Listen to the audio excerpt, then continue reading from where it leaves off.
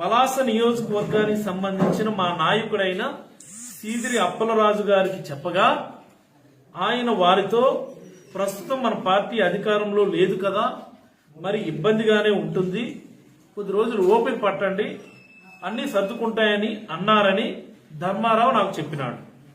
ఈ కారణాల చేత రకరకాల ఇవన్నీ కూడా అంపోల్ శ్రీనివాసరావు ఇచ్చినటువంటి కన్ఫెషన్ స్టేట్మెంట్, కూర్మారావు ఇచ్చిన ఏమన్, అంపోల్ శ్రీనివాస్ అని ఏమన్, కూర్మాపు ధర్మారావు ఇచ్చినటువంటి కన్ఫెషన్ స్టేట్మెంట్ చూద్దాం. అది కూడా అలాగనే ఉంటుంది.